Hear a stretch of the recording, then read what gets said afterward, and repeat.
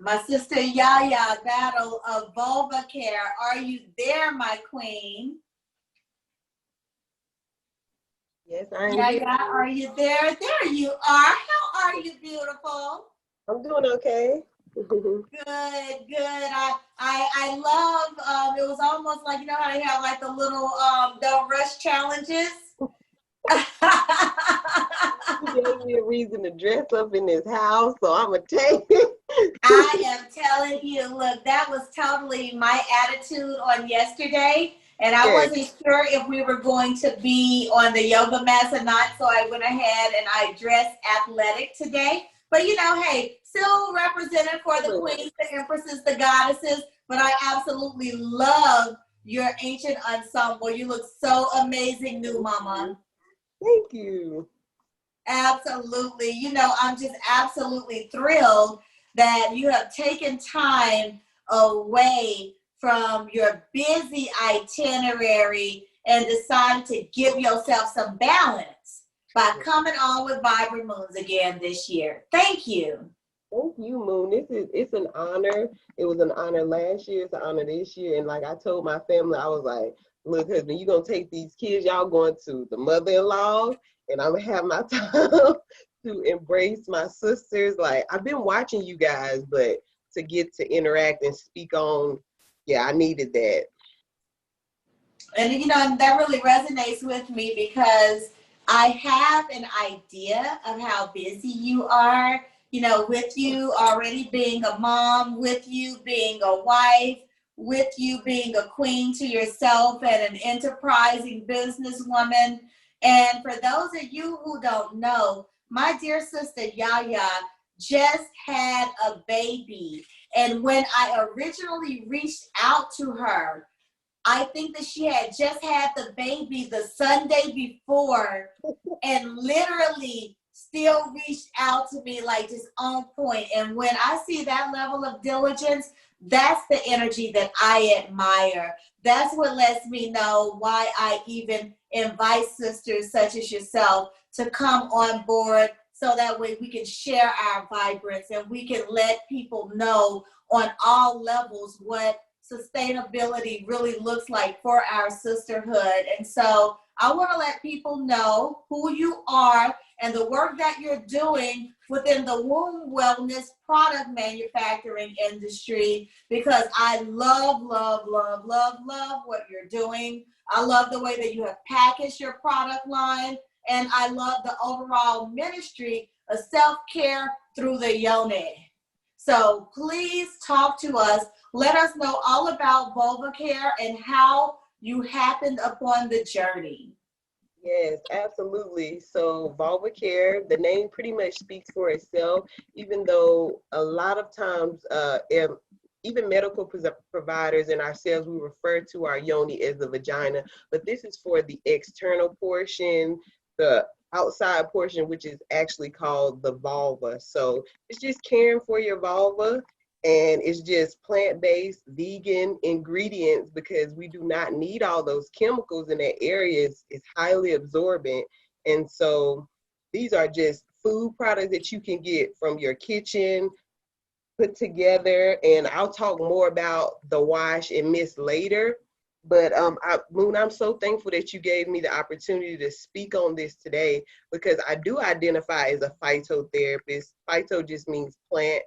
And this month, September, is Ovarian Cancer Awareness Month. So it's kind of fitting. And I wanted to focus a little bit on that because ovarian cancer has been called the silent killer for us. So I wanted to let everybody know the signs. And it kind of ties right back into plant-based cosmetics. I'm really thankful for that contribution because typically, you know, we host the annual festival in July, which is Fibroids Awareness Month. And literally, I created it in a very intentional manner so that way we could give light to those who are in the struggle and making certain that we are at our reproductive healthiest.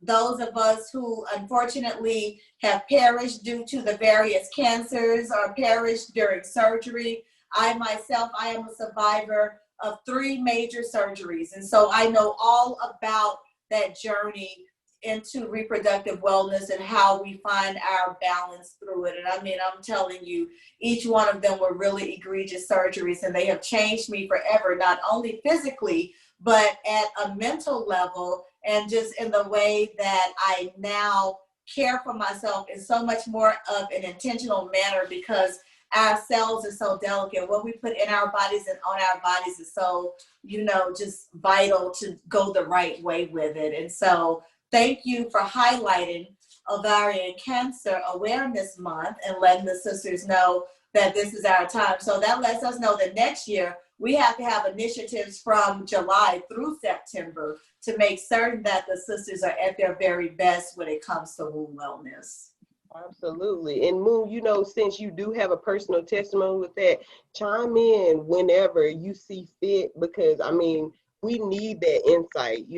I'm coming from a research standpoint, but definitely if you have some personal insight, just chime in and add, because we need to know. We need to all help each other with that, because they're not talking about it enough. I feel like it's not being talked about enough. So I just wanted to ask some of my sisters in the audience, does anybody know what the most common surgical procedure is in America right now? And you can just put it in the chat, or you can unmute yourselves. Okay, so I'm just gonna go ahead and say that it is C-section, and so it wasn't always like that. Over the last 30, 20 years, it has completely, extremely risen. And, it's about 1 in 3 babies now. And I understand that, if you need to do that, if you need to do it to get the baby here, by all means, we need that. But now our medical system has been very Europeanized, and they're just doing it. They're electing that surgery. They're doing it just to save time and for capitalism. The second most common surgical procedure in America is hysterectomy. So that's 2 attacks on our wombs, and the womb is kind of endangered, and I understand if there is something like ovarian cancer, or if I just feel like the healthcare providers they're suggesting to get rid of our wombs at an extreme number. Now, there are issues where you would have to do that, but the fact that they don't want to go to anything else, being nutrition or exercise or mindfulness, lets me know that they're overdoing it. So for today's presentation, I just wanted to take us through, the history, and then tell you the function of the womb, and then end with solutions, because there are solutions out there, okay? So the first thing then is that I'll go ahead and put in the chat these symptoms that kind of go unnoticed when it goes for ovarian cancers. Okay, make sure that gets there. So ovarian cancer has taken out some of our leaders. Coretta Scott King, she passed away from complications with ovarian cancer. They don't really talk about that. Obama's mother, she passed away from ovarian cancer, and we don't hear much about that. But in this millennium, 2000, they're talking about the whole Johnson & Johnson case with the baby powder and the complications that come with that. So ovarian cancer is becoming more in the spotlight. Okay, so basically it's just a cancer of the ovaries, and the ovaries being what produces our eggs, okay? So, like I said, the symptoms usually go unnoticed in the early stages. That's why I wanted to let everybody know to look out for that. And if you see any signs of that, the main thing to do would be to, check in with yourself, for one, and go to your provider and let them know. Do your own research, because a lot of times they count us out and they don't really think that we feel anything, or I don't know if they feel like we don't feel pain. I don't know what it is, but it's just a situation where they don't believe when we have symptoms. So the best thing would be for you to do is do self-checks. And I post that on my website, monthly vulva exams, and just check yourself out. The main thing is to know your womb and what your womb does. The womb has 2 basic functions, which is to grow, gestate, and incubate a baby, or whether it be creative energy or just your powerhouse, okay? So the next function would be to eject and purge and release, whether that be through menstruation, whether that be through just discharge. Those are the two basic functions. So if you at this time are not ingesting and gestating a baby, you could be gestating not ease, but dis-ease. So you have to be very aware of your energy space, because that's the two basic functions of that. So a lot of times we have women that may be stressed, whether it be that job, whether it be that man, whether it be just the environment. And we harness that in our wombs, and our womb is going to do that function of growth. Sometimes it may grow tumors, fibroids. Our womb is composed of smooth muscle. So with smooth muscle, the function for that is any hollow organ, whether it be your blood vessels, whether it be your womb, whether it be your digestion. And so these organs are involuntary, okay? So they're functioning without our knowledge, okay? So if we're stressed and we're just, really tensing up, our organs are going to manifest that without our knowledge. But at the same time, the same way you place yourself in some environments that may not be for our advantage or for our ease, or they're toxic environments, you can place yourself in a loving environment like this space right here, with the dancing, the singing, the tea making, the mental health. All of that is a space for you to release. Okay, even if you are menopausal and you don't have a menstrual cycle no more, it does not have to be physical. It can be a spiritual release. It can be an emotional release. Okay, so Moo, I see you nodding your head. You got something you want to add?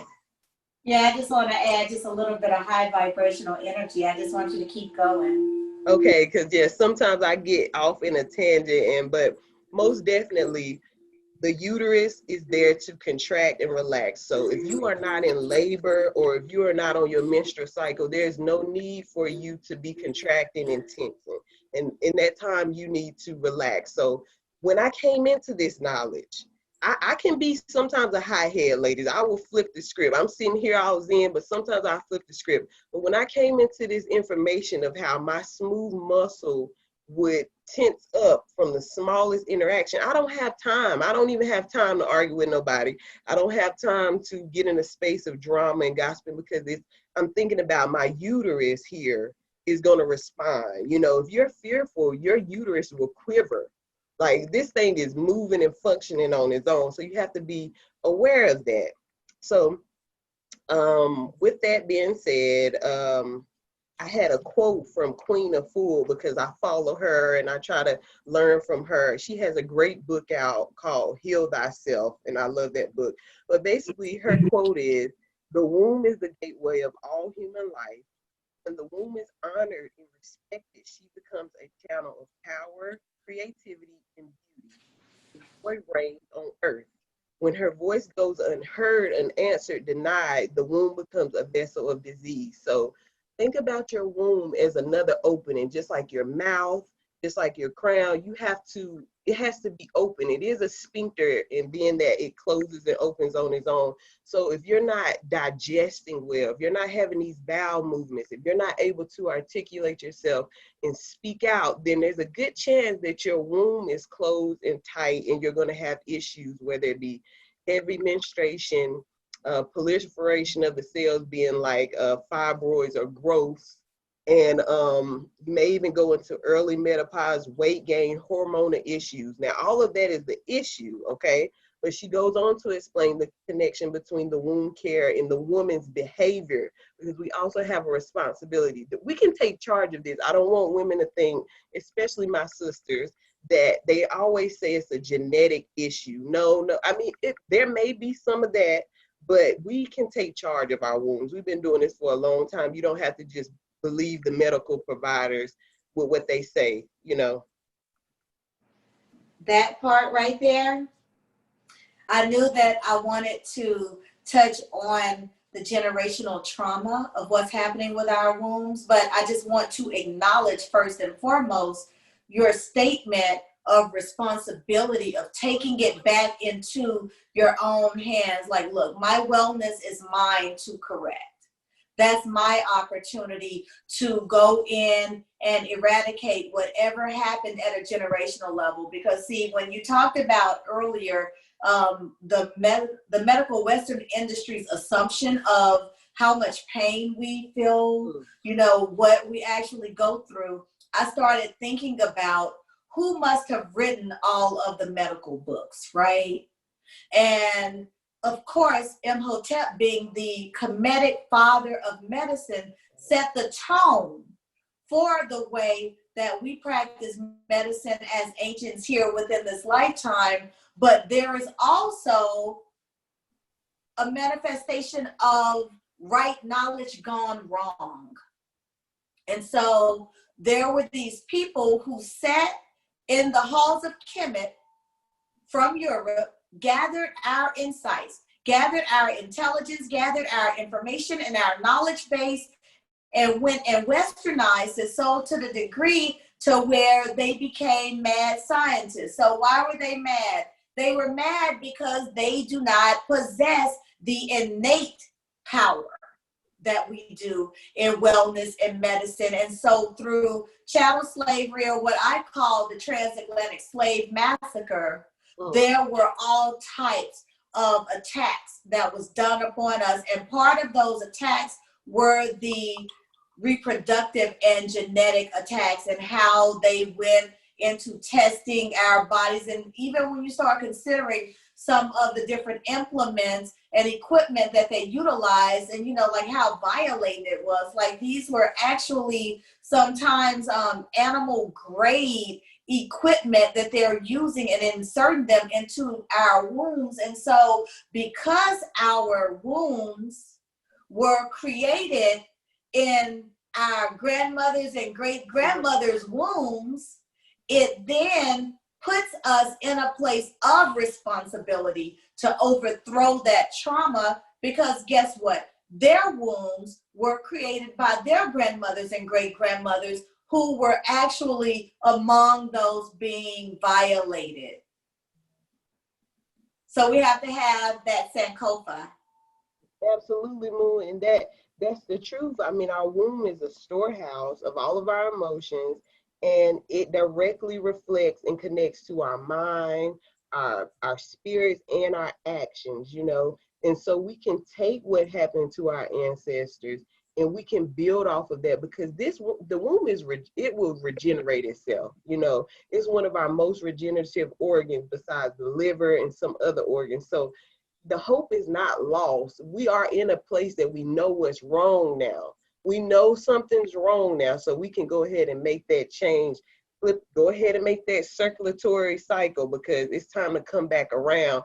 And some of us are in a position, some of us have been taken advantage of, and some of us are in a position to tell that our daughters, our granddaughters, and just ladies in our community, you know, what happened and how not to go about that, you know. So it's awful. It really is. Some of the stories that I hear doing my research, I cringe, you know. And I also I kind of don't even want to know, because I feel like I'm putting in my womb, but I'm like, no, I have to know this so that I can tell my daughters, you know. Because it's a real thing, sis. I mean, it's one thing that you're sharing it with your daughters, but when you know exactly what the problem is, it puts you in the best position possible to really support your community in the way that you do. And I'm not going to stop, because I just feel like there's not enough exposure from our mass media. There's not enough exposure. And I think as Black women, we are taking the blunt end of it, you know, because our wombs, they really want our wombs. You know, in history, some of our counterparts have had issues reproducing and all types of things. And so they really want our wombs, you know, and they doing a lot with these organ transplants. And our wombs are worth about, on the market, not the black market, but the market, $250K for a womb, you know. It's like, well, why y'all not talking about this when y'all so ready to tell us to get rid of them and telling us to donate them and all that? So besides all that, because I could talk on that for days and just get Sis, emotional. look, I think we will both be pulling our pistols out if we get into that part of it too tough, you know? Because I mean, it's one of those things when you start thinking about the human trafficking aspect of it, when you start thinking about how people are just coming up missing, anyone who doesn't believe that it isn't for our body parts are gravely incorrect, okay? Because it is totally for our melanin and our various organs that people are willing to pay was actually more than the weight in gold. They want it. They want it bad, you know, and it to segue back into the womb for us, you know, to get on a more positive note, because I know it is kind of grim, but I definitely wanted to let everyone know that it is a state of emergency and we need to know about it. You know, these organs are neurogenic, so that means that they're stimulated by our central nervous system. So we have control, we can do something about it. You know, the first thing would be prevention. Prevention being, you know, look out for yourself. Some of those same ingredients, moves that you were talking about for your skincare, I use for the Vulvacare, because these ingredients are not endocrine disruptors. So they're not going to disrupt your endocrine system, and they're not full of toxins, which will lead to hormone issues, you know, which will later end up causing issues in your womb. So with that, you will want to prevent these toxins from coming into your bodies. From what you said about Bath and Body Works, I was screaming because Bath and Body Works and Victoria's Secret, I mean, not to bash them, I don't know who the secret of Victoria's Secret is them ingredients. That's the secret right there. It's a lot of toxic ingredients in there. Oh, goodness. It's a Goodness lot of toxic graciousness. ingredients. And I mean, a lot of us, we want to smell like coconuts. We want to smell like lime. That is our heritage. But they are not using coconuts and limes in their ingredients. They using might as well be like battery acid or something like that. But that's the whole point of it. And they know exactly who they're marketing to, right? But if we go and we do what we said earlier during the skincare presentation and start sourcing those different ingredients, like I take tremendous pride in how I smell. All right. And the very same should go, you know, when you're talking about care for your vulva. You should take tremendous pride in the way that any of your organs that are connected to your endocrine system, because I'm telling you, they're not talking about the endocrine system enough for me. And I know why they're not talking about it. Because, yeah, it's one of those things to where once Black women really start acknowledging what their endocrine system is and how their hormones function, and that stress component there, like it really resonated with me when you were talking about when you get stressed out, what those smooth muscles actually do. Because unfortunately, I know about that, and that's something that I have to check. Because see, when they say you feel it in your gut, that's everything from your digestion to your reproductive. It's all right there. So anytime you get stressed, anything that's on your heart is going to go directly into your gut and into your womb. And so I totally commend you on your consciousness around that light. About to be moved. For one, I have 3 daughters now. So not only for myself, you know I pray that I'll be a grandmother and have grandchildren. I want my daughters to incorporate this regimen and know, you know, detect it, do these self-checks, go get your pap smear. If you smell anything unusual, you know, don't be afraid to ask and get information and research, and, you know, take care of yourself. Don't just go and buy these toxic cosmetics to mask situations that oftentimes makes it worse, you know. So moving from detection and prevention, you know, you want to be very mindful. Be mindful of your menstrual products that you're using. Because this year, I don't know, with all this corona mess, but this year was supposed to be the year that they were making these big corporations start putting the ingredients or what are in our menstrual napkins. They haven't had to, a year 2020, they were supposed to let us know there are some strange things in there, like chlorine, all types of things that, why is it there? But besides all that, you have to be mindful of your cosmetics. Like we said, with this, the reason why I developed this was because of my own struggle with issues from BV to yeast, and it's just that whole cycle of going to. I've been with my husband. It's going on 11 years now, and I'm like, issues, and I'm like, I know I ain't dealing with nobody. Is you dealing with somebody? What's going on? So I go to the doctor and they give me an antibiotic that's only going to give me a yeast, when they could have just told me about a probiotic drink, that I could drink, or insert a probiotic that would take care of that. I had to figure that out on my own. So with these ingredients, this is household stuff, from vinegar to aloe vera, to ingredients like that I haven't had an issue just from prevention alone. So with that is excuse me, I'm sorry, I get so riled up, but this is a I particular want you to be riled up. Be excited about this, because guess what? This is your invention and your commitment to doing what the Almighty and the ancestors told you to do. You should be riled up, sis. But it had me so frustrated because, I was the type of person that would use Dove unscented because I felt like it was the least toxic, and still was having issues. So I was like, you know what? I'm done with this. I'm going to create my own, let my sister, my mother, and some of my little sorority sisters try. And they like, look, you got to do something with this. And that's where it began, And so also, this is a miss for when I use the restroom. I'll just show you guys this. So when you go to the restroom, it's all about pH balance, just like you were talking about, Moon. When you use the restroom and you urinate, or, you have something else, or even if you're on your cycle, you could take this mist. It's a vulva water mist. It's just like a toner for your face, but it's for your vulva, because surprisingly, that flesh is similar to the inside of your lip. So you would just take this, mist the tissue, clean yourself up, and go. And you create a less environment for yeast, because you're not throwing your pH balance off. You create a less environment for BV because you're not throwing your pH balance off with those toxic cosmetics and menstrual napkins. But in addition to that, you do have to be mindful of who you let into your sacred space, being whether it be sexually or whether it just be the people that you're surrounding yourself with.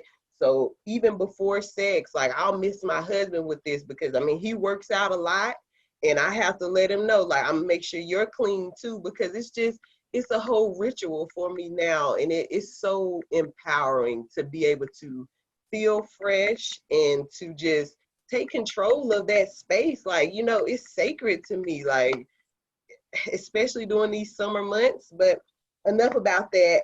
Also, you will want to exercise. Obviously, it could be light, it could be moderate, like just the dances that we were doing yesterday. That makes your womb happy. Your womb is smiling when you do those types of things. Yes. Lastly, but not least, your nutrition. We talk a lot about nutrition, like, oh, eat healthy, go plant-based, go vegan. If you're not able to obtain that, you can take it slowly, but main thing, you got to eliminate the dairy. The dairy is causing us so much trouble to our womb because it's full of mucus, okay?